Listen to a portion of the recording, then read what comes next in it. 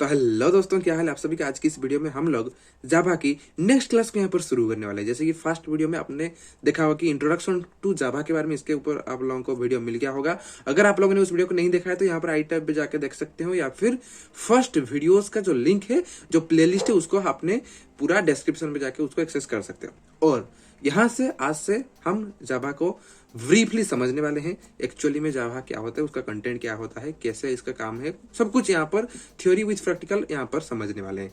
तो first video के बाद ये सेकंड वीडियो है। यहाँ पर आज की इस वीडियो में हम लोग डिस्कस करने वाले हैं कि व्हाट इज जेबीएम। जी हाँ दोस्तों, जावा के अंदर जेबीएम एक कंसेप्ट होता है। जेबीएम एक कह सकते हैं वो क्या होता है, एक्चुअली में जेबीएम है क्या, ये काम कैसे करता है, इन सभी के बारे में आज की इस वीडियो में हम लोग डिस्कस करने वाले हैं ब्रीफली। ओके, तो चलिए वीडियो को स्टार्ट करते हैं। तो देखिए यहाँ पर व्हाट इज जेबीएम। जी हाँ दोस्तों, जेबीएम एक्चुअली में होता क्या है। देखिए, द जावा वर्चुअल मशीन, मतलब JVM stands for Java virtual machine, जो कि एक रन टाइम एनवायरनमेंट का पार्ट है। जी हाँ दोस्तों, रन टाइम एनवायरनमेंट मतलब जावा रन टाइम एनवायरनमेंट, जिसको शॉर्टली जेआरई भी कहते हैं। अब जेआरई क्या होता है, ये क्वेश्चन आप लोगों के मन में जरूर आ रहा होगा। तो जेआरई के बारे में डोंट वरी, आप लोगों को नेक्स्ट वीडियो में जेआरई के ऊपर मिलने वाला है। ठीक है, इसको अभी आप समझ लीजिए कि जेबीएम क्या होता है, जेआरई का एक पार्ट होता है जो कि एग्जीक्यूट करता है किसको, जावा की बाइट कोड को। अब next question is that what is byte code. दोस्तों, बाइट कोड एक्चुअली में क्या होता है, देखिए बाइट कोड जो होता है वो प्लेटफॉर्म इंडिपेंडेंट एक इंस्ट्रक्शन होता है। जी हाँ दोस्तों, प्लेटफॉर्म इंडिपेंडेंट मतलब कोई भी ऐसे पर्टिकुलर प्लेटफॉर्म के ऊपर वो डिपेंडेंट नहीं है। प्लेटफॉर्म इंडिपेंडेंट यहाँ पर लिखा है ना, Java byte code is platform independent instruction. जी हाँ दोस्तों, इंस्ट्रक्शन होता है जो कि प्रोड्यूस किया जाता है किसके थ्रू, जावा कंपाइलर के थ्रू। अब नेक्स्ट क्वेश्चन की व्हाट इज जावा कंपाइलर। तो डोंट वरी, जावा कंपाइलर क्या होता है इसके बारे में भी हम नेक्स्ट फॉरवर्ड इसके आगे वीडियोस में बात करने वाले हैं। अभी समझ लीजिए कि जावा कंपाइलर क्या होता है।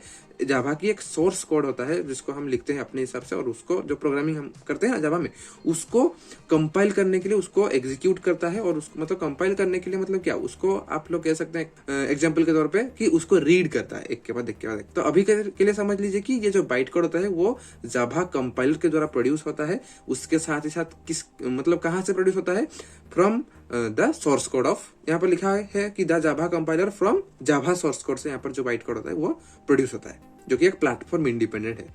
Then the JVM translate Java byte code into machine code. Yes, जो भी बाइट कोड वो जनरेट किया होगा उसको इसके बाद मशीन कोड में वो कन्वर्ट करेगा, और कन्वर्ट करने के बाद जो भी वो मशीन फॉर्मेट में आएगा उसको मशीन एग्जीक्यूट करेगा अपने हिसाब से। तो एक्चुअली में ये काम होता है जेबीएम का। समझ में आ गया, क्लियर।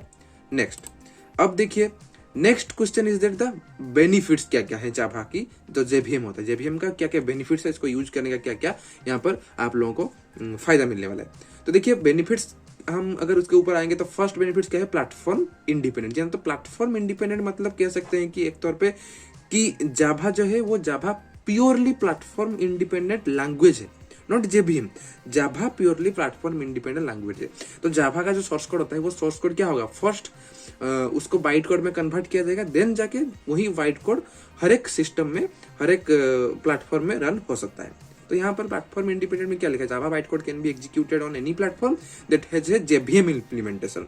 एक बात हमेशा याद रखना है कि अगर आपके सिस्टम में जेबीएम ऑलरेडी इंस्टॉल है, जेबीएम ऑलरेडी आपके सिस्टम में अवेलेबल है, तभी जाके आप जावा की जो बाइट कोड होता है उसको हर एक सिस्टम में, हर एक प्लेटफॉर्म में रन कर सकते हो इजीली विदाउट कंपाइलिंग। कंपाइल दोबारा करने की वहां पर जरूरत नहीं होती है, बस उसी बाइट कोड को कोई भी एक सिस्टम के ऊपर, कोई भी एक प्लेटफॉर्म के ऊपर रन करो, उसको कंपाइल करो, देन बाइट कोड जनरेट करो, देन उसी बाइट कोड को मल्टीपल प्लेटफॉर्म में we can easily run it. देखो यहाँ पर लिखा है ना, Java program can be written once and run everywhere anywhere. एक बार लिखना होता है, देन बार बार लिखने की जरूरत नहीं है, हर एक प्लेटफॉर्म में हम रन कर सकते हैं। देन आता है सिक्योरिटी। सिक्योरिटी क्या होता है, जी हाँ दोस्तों, जावा में सिक्योरिटी बहुत ज्यादा यहाँ पर रोल प्ले करता है। जैसे कि जेबीएम जो होता है थ्रेड्स, जैसे कि देखो यहाँ पर लिखा है कि Java protects Java programs from security threads by sandboxing them. देखिए इसका मतलब क्या होता है कि डायरेक्टली हमें वो जो मशीन होता है ना, जावा की जो प्रोग्राम होता है उसमें बहुत सारा ऐसे इंस्ट्रक्शन लिखा होता है जो कि डायरेक्टली हमारे हार्डवेयर को एक्सेस करने के लिए वहां पर इंस्ट्रक्शन लिखा होता है। तो जावा क्या करता है, डायरेक्टली एक्सेस करने के लिए परमिशन नहीं देता है, वो अपने हिसाब से उसको एनालाइज करता है, डायरेक्टली एक्सेस करने के लिए नहीं देता है, परमिशन लेता है। देन उसके बाद according to the need, according to the permission ये रन होता है और आपकी हार्डवेयर को, आपकी ऑपरेटिंग सिस्टम हो गया, आपकी फाइल्स हो गया, सब कुछ जो भी आपके अंदर सेंसिटिव डेटा हो गया, कोई भी इंफॉर्मेशन होगा, उसको विदाउट परमिशन एक्सेस नहीं करेगा। थर्ड क्या है, थर्ड बेनिफिट्स क्या है कि गार्बेज कलेक्शन। जैसे गार्बेज कलेक्शन का मतलब क्या है, देखिए the JVM automatically manage the memory used by Java programmes. तो ये क्या करेगा, तो JVM automatically manage the memory used by Java. Java program के द्वारा जो भी मेमोरी यहाँ पर यूज किया जाएगा उसको वो अपने हिसाब से ऑटोमेटिकली वो मैनेज करेगा। तो बार बार क्या होगा, जावा की जो डेवलपर होता है, जो कि डेवलप करता है कोई प्रोग्राम्स वगैरह, सॉफ्टवेयर वगैरह, उसको मेमोरी एलोकेशन के ऊपर या फिर स्टोरेज के ऊपर या फिर मेमोरी के ऊपर जनरली कोई भी एक्स्ट्रा दिक्कत लेने की जरूरत नहीं होती। बेनिफिट क्या होता है कि परफॉर्मेंस, जहाँ जावा परफॉर्मेंस आप लोगों को पता ही होगा, ये बहुत ही ज्यादा ऑप्टिमाइज्ड लैंग्वेज है और इसको इम्प्लीमेंट करना भी बहुत ज्यादा यहाँ पर बेनिफिट है। देखिए यहाँ पर लिखा है Java JVM is constantly being optimised by its implementers, which means that Java program can run efficiently on a wide range of hardware। Performance के ऊपर भी ये बहुत ही ज्यादा यहाँ पर आप लोगों को बेनिफिट देखने को मिलता है। अगर हम नेक्स्ट आएंगे तो यहाँ पर देखिए हाउ जेवीएम वर्क्स। अब क्वेश्चन ये आता है कि जेवीएम कैसे काम करता है। तो जेवीएम एक्चुअली में काम कैसे करता है, ये आप लोगों को आई थिंक अच्छे से विजिबल हो रहा होगा। ये डायग्राम अच्छे से देख लीजिए। फर्स्ट क्या होता है, यहाँ पर देखो लिखा है कि the JVM works by loading Java. First वो जावा को लोडिंग करता है, किसको, जावा की बाइट कोड को लोडिंग जावा बाइट कोड इनटू मेमोरी। जो कि जावा का बाइट कोड होता है उसको फर्स्ट क्या करता है, एक्चुअली में ये जेवीएम का वर्क फ्लो है, ठीक है, कैसे काम करता है इसको अच्छे से समझो। फर्स्ट क्या करता है, जावा का जो बाइट कोड होता है वो फर्स्ट वो किस में लोड करता है, देखो ये क्लास लोडर के थ्रू मेमोरी में लोड करता है and then executing it one instruction at a time.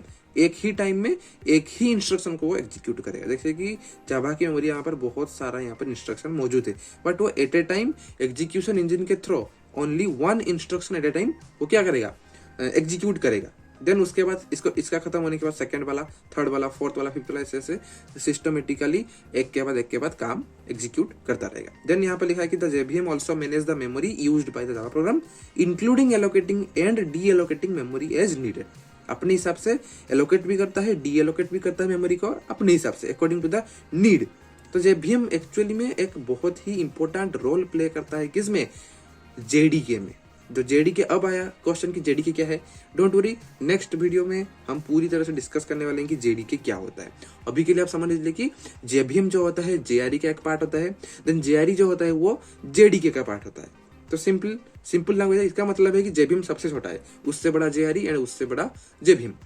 Okay, तो अभी समझ लीजिए कि जेवीएम क्या करता है, मेमोरी को मतलब बाइट कोड को मेमोरी में लोड करता है और उसके साथ मेमोरी के लोड करने के बाद बाइट कोड के हिसाब से जितना भी इंस्ट्रक्शन यहाँ पर दिया गया होता उसको सभी इसको यहाँ पर बहुत ही अच्छी तरह से सिस्टमेटिकली एक के बाद रन करता है। देन सेकंड थिंग क्या होता है कि जावा बहुत अच्छी तरह से मेमोरी को भी मैनेज करता रहता है अपने हिसाब से automatically according to the programs need. अब देखिए कंपोनेंट्स। जी दोस्तों, जावा में बहुत सारे ऐसे इंपोर्टेंट कंपोनेंट्स है जो कि जावा को अपनी जेवीएम को बहुत ज्यादा यहाँ पर इंपोर्टेंस मतलब बहुत ज्यादा यहाँ पर बेनिफिशियल रोल प्ले करता है, इसको हम कह सकते हैं कि।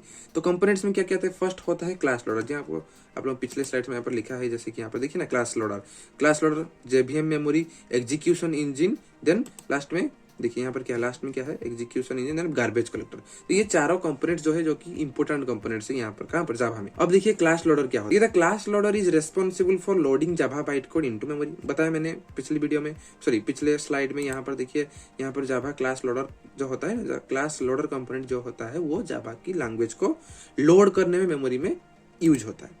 देन इसके बाद क्या है, byte code verifier. Bite code को वो वेरीफाई करता है कि क्या ये बाइट कोड लीगल है या फिर वैलिड है, ठीक है। वेरीफाई यहाँ पर लिखा है, the byte code verifies ensure that the Java byte code is valid and doesn't violet the Java security model. अगर वैलिड है तो काम करो, प्रोसीड करो, अगर नहीं है तो उसको वहीं पर स्टॉप कर दो। दोबारा यहाँ पर काम करने की या फिर एग्जीक्यूट करने की या फिर फॉरवर्ड करने की जरूरत नहीं है। देन थर्ड थिंग क्या है, एग्जीक्यूशन इंजन। एग्जीक्यूशन इंजन मतलब इसका रोल क्या है, the execution engine execute the Java byte code. Simple, execute the Java byte code execution engine का काम है, और one instruction at a time. Then garbage collection क्या करेगा, the garbage collector automatically manage the memory used by Java. जो भी memory होता है उसको ऑटोमेटिकली मैनेज करता है, जो कि जावा प्रोग्राम यूज करेगा। जैसे कि मान लीजिए अभी हम सम ऑफ 2 नंबर कर रहे हैं, वहां पर 2 इंटीजर को हमें असाइन करना होगा। तो ए में एक इंटीजर, बी में दूसरा इंटीजर, तो दोनों का मेमोरी अलग अलग होगा। तो उसको अपने हिसाब से ऑटोमेटिकली ऐसे मतलब मैनेज करेगा, जो कि बहुत सिस्टमेटिकली बहुत अच्छी तरह से मेमोरी का मैनेजमेंट हो जाए। गार्बेज कलेक्टर का मतलब यही है कि कोई भी एरा गैरा कुछ भी मेमोरी वगैरह यहाँ पर एक्स्ट्रा मेमोरी वगैरह हो गया, उन सभी को यहाँ पर बहुत अच्छी तरह से वो हैंडल कर। Last thing is that the conclusion. जी दोस्तों, जावा एक्चुअली में जेबीएम का अभी कंक्लूजन क्या निकल गया, आप लोगों को तो पता हो गया ना कि कंपोनेंट्स क्या क्या है, बेनिफिट्स क्या क्या है, कैसे यूज होता है, हाउ जेबीएम वर्क्स, ये सब कुछ आप लोगों को पता चल गया होगा। नाउ आते हैं हम कंक्लूजन में। देखिए कंक्लूजन में आप लोगों को बहुत अच्छी तरह से समझ में आ गया होगा आई थिंक। देखिए यहाँ पर क्या लिखा था, JBM is an essential part of the Java platform. Yes, easy है। It provide several benefits to Java programmers like या फिर इंक्लूडिंग क्या है, प्लेटफॉर्म इंडिपेंडेंस, पता है आप लोगों को बताया था, सिक्योरिटी प्रोवाइड करता है, yes, garbage collections, yes, memory management के लिए बहुत इंपॉर्टेंट रोल प्ले करता है गार्बेज कलेक्शन, एंड परफॉर्मेंस तो आप लोगों को समझाया। देन सेकंड पॉइंट क्या है, JVM is constantly being optimised by its implementer. मतलब जो इसको इंप्लीमेंट करेगा या फिर जो इसको इंप्लीमेंट करता रहता है वो बहुत ही अच्छी तरह से ऑप्टिमाइज किया गया होता है। Then which means that the Java program can continue to run efficiently by the programmer, या फिर उसको कंटिन्यूसली हम कह सकते हैं कि इफिशिएंटली रन करने के लिए, हार्डवेयर के साथ कंपैटिबल करने के लिए वो बहुत ही ज्यादा यहाँ पर उसको मेंटेन किया गया है। नाउ मेरा एक क्वेश्चन आप लोगों के लिए कि क्या आप लोग क्या बता सकते हैं कि जेबीएम, हमने तो पहले ही पढ़ चुके हैं कि Java is platform independent programming language. अब एक क्वेश्चन आता है कि क्या जेबीएम इज प्लेटफॉर्म इंडिपेंडेंट, ये सुनो। अगर आप लोगों को ये आंसर पता है तो जल्दी से कमेंट करके बताइए, क्या जेबीएम प्लेटफॉर्म इंडिपेंडेंट है या फिर नहीं है। जल्दी से नीचे कमेंट में बताइए, मैं कमेंट में जाके देख रहा हूँ। हो गया काम, कमेंट्स कर लिए सब लोग।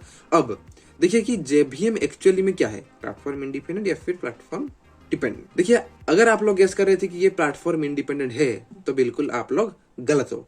क्यों? देखिए जेबीएम एक्चुअली में प्लेटफॉर्म इंडिपेंडेंट नहीं है, जावा एक्चुअली में प्लेटफॉर्म इंडिपेंडेंट है, जेबीएम प्लेटफॉर्म इंडिपेंडेंट नहीं है। क्यों नहीं है? अब देखिए जेबीएम जो होता है एक्चुअली में वो एक पैकेज होता है, एक सॉफ्टवेयर होता है, एक पीस ऑफ कह सकते हैं हम, एक सॉफ्टवेयर है, ठीक है, मान लीजिए सॉफ्टवेयर है। तो वो जो सॉफ्टवेयर होता है, जब आप जाओगे जेडीके या फिर कोई भी फाइल वगैरह डाउनलोड करने के लिए जावा की, वहां पर ऑप्शन शो करता है कि मैक के लिए इंस्टॉल करना है, लिनक्स के लिए इंस्टॉल करना है या फिर विंडोज के लिए इंस्टॉल करना है। इसका मतलब क्या है, हर एक प्लेटफॉर्म के लिए अलग अलग पैकेज, अलग अलग फाइल है कि नहीं।